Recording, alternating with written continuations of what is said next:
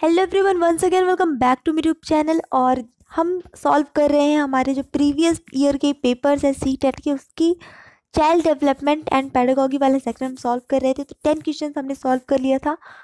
अब हमें आगे इसको बढ़ाना है, क्वेश्चन नंबर 11 से कंटिन्यू हम करेंगे, क्योंकि हम इसको एक्सप्लेन भी करते जा रहे हैं आपके लिए, इसलिए थोड़ा सा टाइम लग रहा है। और इसलिए हम एक सेक्शन में सिर्फ 10 क्वेश्चन रख रहे हैं, क्योंकि चीज़ों को समझना बहुत ज़्यादा इंपॉर्टेंट यहाँ पर हो जाता है जब आप सीटेट की प्रिपरेशन कर रहे होते हैं। तो रटने पर यहाँ पे कुछ नहीं होने वाला है, रटने से काम नहीं चलेगा। चलिए स्टार्ट करते हैं क्वेश्चन नंबर 11 से। अगर आपने प्रीवियस 10 क्वेश्चंस नहीं देखे, क्योंकि आप देख सकते हैं कि सीटेट के पेपर जो आ चुका है पेपर वो हम सॉल्व कर रहे हैं, तो बिल्कुल आप प्लेलिस्ट में जाके सीटेट 2019 की प्लेलिस्ट में जाके चेक कर सकते हैं। तो क्वेश्चन नंबर 11 यहाँ पे है हमारा, बच्चों में ज्ञान की रचना करने और अर्थ का निर्माण करने की क्षमता होती है। ठीक है, ज्ञान की रचना और अर्थ का निर्माण करने की क्षमता होती है। इस परिप्रेक्ष्य में एक शिक्षक की भूमिका क्या है? तालमेल बैठाने वाले की, संप्रेषक और व्याख्याता की, सुगमकर्ता की, या निर्देशक की? तो फटाफट से गैस करिए, कमेंट करके बताया ज़रूर करिए कि कितने आपके सही थे। तो चलिए देख लेते हैं यहाँ पे इसका राइट आंसर क्या हो जाएगा। इसका राइट आंसर हो जाएगा आपका ऑप्शन नंबर 3, सुगमकर्ता। ठीक है, आपको मैंने जब बार बार वही चीज़ बताई कि बच्चे को फैसिलिटेट सारी सुविधाएं प्रदान करनी है, और सुविधाएं कौन प्रदान करेगा? यस, शिक्षक ही इसमें भूमिका निभाएगा ना, तभी तो बालक जो है ज्ञान की रचना और अर्थ निर्माण करने की क्षमता जो है वो उसका सुविधापूर्वक यूज़ कर पाएंगे, वो क्षमता का विकास हो पाएगा। अच्छा, ये चीज़ जो है मॉरिशन के अनुसार था कि शिक्षण एक अधिक परिपक्व और कम परिपक्व व्यक्तित्व के मध्य घनिष्ठ संपर्क है, जिसके द्वारा कम परिपक्व व्यक्तित्व को शिक्षा की दिशा में और आगे बढ़ाया जा सकता है। यानी कि शिक्षक जो है वो एक सुगमकर्ता की भूमिका का निर्वहन करके बालक के जो भी ज्ञान है जिसको आगे बढ़ा सकता है। ये किसके अनुसार था? मॉरिशन के अनुसार था, बार बार बता दे रही हूँ मैं आपको, मॉरिशन के अनुसार था। ठीक है, तो चलिए आगे देख लेते हैं। नेक्स्ट क्वेश्चन हमारा 12th नंबर, इनमें से कौन सी विशेषता प्रतिभाशाली बच्चों की नहीं है? इस वर्ड पे फोकस करिएगा, नहीं है प्रतिभाशाली बच्चों की विशेषता। उच्चतर श्रेणी की मानसिक प्रक्रियाएं, उच्च आत्म क्षमता, निम्न औसत मानसिक प्रक्रियाएं, या अंतर्दृष्टिपूर्व समस्याओं का समाधान करना। ये तो इसमें कुछ समझाने के लिए है नहीं, आप देख के क्वेश्चन इसका आंसर आप बता सकते हैं। तो बिल्कुल यहाँ पे देखिए, उच्चतर श्रेणी की मानसिक प्रक्रियाएं तो होती हैं, उच्च जहाँ जहाँ उच्च वर्ड आ रहा है तो वहाँ वहाँ तो ही समझ लीजिए कि होगा ही आत्म क्षमता। फिर ये आप समस्याओं का समाधान करने की भी क्षमता होती है, होता कि नहीं है तो क्या? निम्न औसतीय मानसिक प्रक्रियाएं, निम्न नहीं होती भाई, तभी तो प्रतिभाशाली है जब हर चीज़ उच्च है उसके जो मानसिक योग्यताएं हैं। ठीक है, तो आगे बढ़ते हैं हम नेक्स्ट क्वेश्चन पे। अब ये बात यहाँ पे थोड़ा सा एक डिस्कस कर लेते, प्रतिभाशाली बच्चे होते कौन हैं, जिनकी बुद्धि लब्धि कितनी होती है? तो देखिए अलग अलग लोगों ने अलग अलग माना है। जैसे टर्मन के अनुसार जो है वो 140 से अधिक आईक्यू वाले बच्चे जो होते हैं वो आपके प्रतिभाशाली बच्चे होते हैं। लेकिन सामान्य तौर पे ये माना जाता है कि 130 से ऊपर की अगर आईक्यू वाले बच्चे हैं तो प्रतिभाशाली हैं, जबकि डनलप ने 132 माना है। ये बहुत ही अलग है, जनरली आपको 130 मिलेगा, 140 मिलेगा, 120 मिलेगा, पर ये इनका थोड़ा सा अलग हो जाता है। ये किसके अनुसार है? डनलप के अनुसार, डनलप। ठीक है, इनके अनुसार 132 के ऊपर वाले जो हैं वो प्रतिभाशाली बच्चे हैं। तो अलग अलग बुक में आपको इसी अलग अलग लोगों के अनुसार अलग अलग मिलेगा पढ़ने के लिए, तो ये 2-3 आपको याद होना चाहिए। अब नेक्स्ट आते हैं क्वेश्चन नंबर 13 पे। तो कोहलबर्ग के सिद्धांत के पूर्व परंपरागत स्तर के अनुसार कोई नैतिक निर्णय लेते समय एक व्यक्ति निम्नलिखित में से किस तरफ प्रवृत्त होगा? नैतिक निर्णय लेते वक्त कोई व्यक्ति किस तरफ प्रवृत्त होगा? तो अंतर्निहित संभावित दंड की मतलब क्या पॉसिबिलिटी है अगर हम ऐसा निर्णय लेते हैं तो कहीं ऐसा दंड न मिले, समथिंग लाइक दैट। व्यक्तिगत आवश्यकताएं तथा इच्छाएं की क्या आवश्यकताएं हैं, क्या इच्छाएं हैं, पर्सनल हमारी, बस वो व्यक्तिगत मूल्य, ठीक है, वैल्यूज पे फोकस करेगा, या पारिवारिक अपेक्षाएं। तो यहाँ पे आपका क्या हो जाएगा? इसका राइट आंसर आपका हो जाएगा ऑप्शन नंबर ए, अंतर्निहित संभावित दंड। ठीक है, ये इसका राइट आंसर हो जाएगा। एक्चुअली देखिए, कोहलबर्ग ने नैतिक विकास के 3 स्तर बताए हैं। ठीक है, नैतिक विकास का के 3 स्तर कोहलबर्ग ने बताए हुए हैं। तो एक आपका पूर्व परंपरागत स्तर है, ये जो यहाँ पे दिया हुआ है। इसके बाद फिर आपका एक परंपरागत स्तर है, और फिर एक आपका है उत्तर परंपरागत स्तर। ठीक है, तो ये सारी चीज़ों को आप, ये मैं थोड़ा सा बता दिया एक्स्ट्रा में। आगे बढ़ते हैं नेक्स्ट क्वेश्चन। शिक्षार्थियों यानी कि अधिगमकर्ता की वैयक्तिक विभिन्नताओं के संदर्भ में शिक्षिका को चाहिए। ठीक है, अलग अलग टाइप के, अलग अलग पर्सनैलिटी के लोग होते हैं, क्लास में सारे बच्चे अलग टाइप के होते हैं, तो शिक्षिका को क्या करना चाहिए? विविध प्रकार की अधिगम परिस्थितियों को उपलब्ध कराना चाहिए, निगमनात्मक पद्धति के आधार पर समस्याओं का समाधान करना चाहिए, कलन विधि यानी एल्गोरिदम का अधिकतर प्रयोग करना चाहिए, ये याद करने के लिए शिक्षार्थियों को तथ्य उपलब्ध कराना चाहिए। सीटेट में इस टाइप के क्वेश्चन बहुत आते हैं कि जिसमें कहीं ना कहीं आपको एक से अधिक आंसर जो है वो सही लग रहे होते हैं। तो फटाफट से आप गेस कर लीजिए, फिर मैं इसका आंसर आपको बताती हूँ।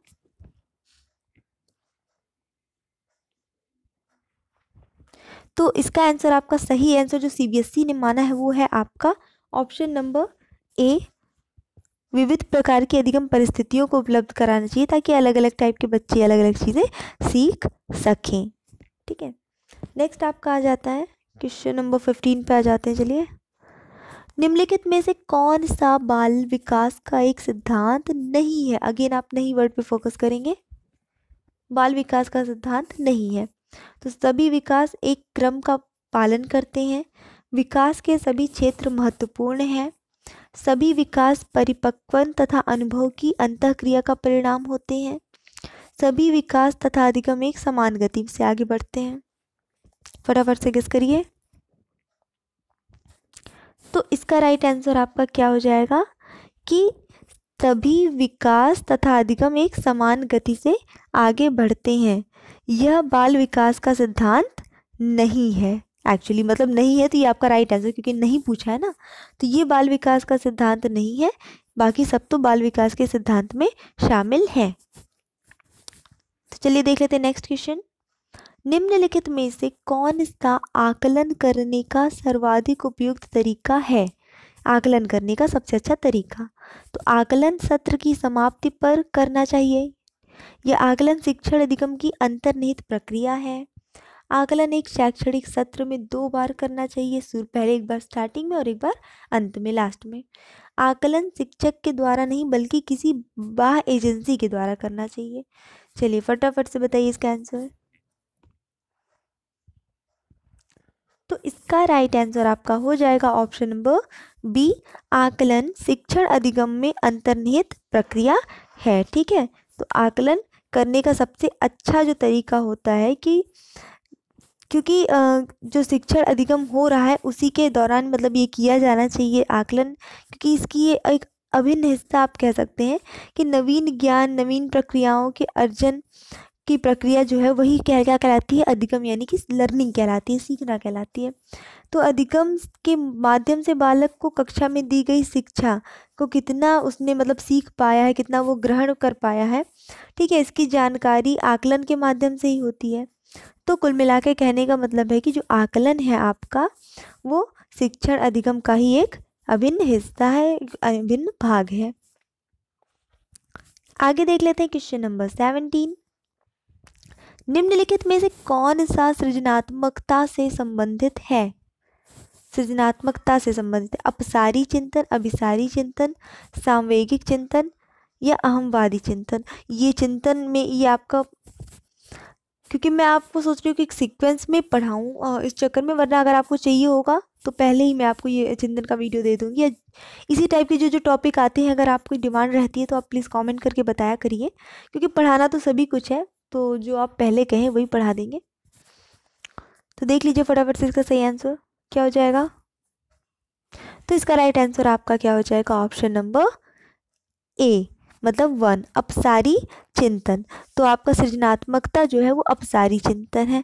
अब अच्छा, अपसारी चिंतन होता क्या है, थोड़ा सा इसको डिस्कस यहाँ पे कर लेते हैं। तो देखिए, अपसारी चिंतन के अंतर्गत व्यक्ति विभिन्न विभिन्नताओं के साथ जो समस्या होती है, मतलब उसकी जो प्रॉब्लम होती है, उसके सॉल्यूशन ढूंढता है, उसके हल ढूंढता है। और व्यक्ति सभी जो भी उसको सॉल्यूशन मिले हैं, समाधान मिले हैं, उसकी अच्छाई और उपयोगिता के संबंध में जो है डिसीजन लेता है, निर्णय लेता है ना। तो अपसारी चिंतन बालक में क्या करता है, सृजनात्मकता के गुण मतलब डेवलप करता है, उसमें वृद्धि करता है उसके गुणों में। और अभिसारी चिंतन जो होता है आपका दूसरा वाला है, इसमें क्या है, समस्या समाधान परंपरा और जो उसकी जो भी मतलब ट्रेडिशन चला आ रहा होता है, प्रचलन जो होता है उसके अनुसार ही किया जाता है, कुछ भी इसमें नवीन चीज़ें नहीं लाई जाती हैं। तो इसीलिए सृजनात्मकता जहाँ वर्ड आ गया तो ये आपका अपसारी चिंतन हो जाएगा, क्योंकि इसमें समाधान ढूंढता है और फिर समाधान की अच्छाई और उपयोगिता क्या कैसे हो सकता है उसमें संबंध के हिसाब के बेस्ड पे निर्णय लेता है अपसारी चिंतन में। बाकी फिर हम इसे डिटेल से पढ़ेंगे ये टॉपिक वाइज। देख लेते हैं क्वेश्चन नंबर 18। तो बच्चों के बारे में निम्नलिखित कथनों में से किस कथन से वाइगोत्स्की सहमत होते हैं। तो चलिए देख लेते हैं यहाँ पे। बच्चे समवयस्कों और वयस्कों के साथ सामाजिक अंतःक्रियाओं के माध्यम से सीखते हैं। दूसरा है आपका, बच्चे तब सीखते हैं जब उनके लिए आकर्षक पुरस्कार निर्धारित किए जाएं, वरना नहीं सीखेंगे। बच्चों के चिंतन को तब समझा जा सकता है जब प्रयोगशाला में पशुओं पर प्रयोग किए जाए, यानी पशुओं पे प्रयोग करेंगे तभी हम बच्चों के चिंतन को समझ पाएंगे। तो ये सीधे सीधे रॉन्ग हो जाएगा। खैर, नेक्स्ट है आपका, बच्चे जन्म से शैतान होते हैं और उन्हें दंड देकर नियंत्रित किया जाना चाहिए। ऐसा थोड़ी होता है, सभी बच्चे शैतान नहीं होते, कुछ सीधे साधे भी होते हैं, तो ऐसा नहीं होता, ये रॉन्ग है। तो यहाँ पे आपके 2 ऑप्शंस बचे हैं, फटाफट से आप देख लीजिए कि कौन सा आंसर यहाँ पे सही होगा। तो आपका राइट आंसर हो जाएगा ऑप्शन नंबर ए, बच्चे समवयस्कों और वयस्कों के साथ सामाजिक अंतःक्रियाओं के माध्यम से सीखते हैं। और सामाजिक विकास के सिद्धांत का प्रतिपादन किया था आपके वाइगोत्स्की ने, ठीक है। तो इसी सिद्धांत में उन्होंने क्या बताया था कि बालक जो है उसका जो विकास होता है, उसके विकास में समाज का बहुत बड़ा योगदान होता है ना, इसी में उन्होंने बताया था। देख लेते हैं नेक्स्ट क्वेश्चन, क्वेश्चन नंबर 19। जिज्ञासु प्राणी, सॉरी बच्चे, सिर्फ बच्चे लिखा है और फिर आपको उनके बारे में ये 4 लाइन्स मतलब लिखे हैं स्टेटमेंट्स, उसमें से क्या सही है वो बताना है। तो बच्चे जिज्ञासु प्राणी होते हैं जो अपने चारों ओर के जगत को खोजने के लिए अपने ही तर्कों और क्षमताओं का उपयोग करते हैं। मीन्स चारों ओर की जो भी चीज़ें हैं उसको खोजने के लिए अपने ही कॉन्सेप्ट, अपने ही तर्क यूज़ करते हैं। दूसरा है आपका, चिंतन में वयस्कों की भांति ही होते हैं, सोचते हैं तो बड़ों की भांति हैं, और जो जो वह बड़े होते हैं तो उनके चिंतन में गुणात्मक वृद्धि होती जाती है। अगला क्वेश्चन है आपका, सॉरी स्टेटमेंट है आपका, रीते बर्तन के समान होते हैं जिसमें बड़ों के द्वारा दिया ज्ञान भरा जाता है। ठीक है, नॉर्मल खाली बर्तन है, जो भी बड़े चाहें वो भर सकते हैं। निष्क्रिय जीव होते हैं जो प्रदत्त सूचना को ज्यों की त्यों प्रतिलिपि के रूप में प्रस्तुत कर देते हैं, जो उनको बताया जाए रटा दिया जाए एज इट इज को प्रस्तुत कर देते हैं। तो इसका राइट आंसर आपका क्या होगा, ये तो बिल्कुल नहीं होगा निष्क्रिय, और ये भी नहीं होगा। ठीक है, अब बचे आपके 2, तो यहाँ पे देख लीजिए क्या हो जाएगा आपका right answer, option number A हो जाएगा कि बच्चे बहुत क्यूरियस होते हैं, जिज्ञासु होते हैं, उनको बहुत ज़्यादा क्यूरियोसिटी अपने चारों ओर की चीज़ों को देख के होती है, और फिर वो बड़ों से क्वेश्चन पूछते हैं, पहले अपने तर्क लगाते हैं, उसके बाद नहीं समझ में आता कोई बताता है तो फिर उसमें क्वेश्चन पे क्वेश्चन पुटअप करते हैं ना, इस तरह से सीखते हैं बच्चे। अगला है आपका 20 नंबर क्वेश्चन, बच्चों की त्रुटियों के बारे में निम्नलिखित में से कौन सा कथन सत्य है। फटाफट से देखिए, असावधानी के कारण बच्चे त्रुटियां करते हैं, बच्चों की त्रुटियां उनके सीखने की प्रक्रिया का अंग है, बच्चे तब त्रुटियां करते हैं जब शिक्षक सौम्य हो और उन्हें त्रुटियां करने पर दंड न देता हो। ऐसा नहीं होता। ठीक है, तो दूसरा है, चौथा है आपका, बच्चों की त्रुटियां शिक्षक के लिए महत्वहीन है और उसे चाहिए कि उन्हें काट दे और उन पर अधिक ध्यान ना दे। तो फटाफट से देखिए, तो यहाँ पे इसका राइट आंसर आपका क्या हो जाएगा, ऑप्शन नंबर बी आपका मतलब 2 आपका राइट आंसर हो जाएगा कि बच्चों की त्रुटियां और उनके सीखने की प्रक्रिया का अंग है। ठीक है, मतलब जब गलतियां होंगी तभी वो सीखेंगे। भाई गलतियों से ही तो हम सीखते हैं, हम सभी बच्चे ही क्या, हम सब गलतियों से ही सीखते हैं। गलतियां होती है फिर हमें लगता है कि ये गलती हो गई, फिर इसको ऐसे नहीं तो कैसे करना चाहिए था, एंड ये सारी चीज़ों के अकॉर्ड बेस पे बहुत ज़्यादा सीखते हैं। तो लर्निंग का एक मतलब अभिन्न हिस्सा है त्रुटियाँ। तो बस इतना ही था आज की वीडियो में आपके लिए 10 क्वेश्चन। आई थिंक मैंने इसको एक्सप्लेन भी किया है थोड़ा बहुत। अब सारी चिंतन थोड़ा थोड़ा क्लियर हुआ है। बाकी तो फिर ये जब लेक्चर देंगे इसके इस पे लेक्चर आपको बताएंगे, उसमें चीज़ों को एक्सप्लेन करेंगे, आपको पीडीएफ भी अवेलेबल कराएंगे। Don't worry about that.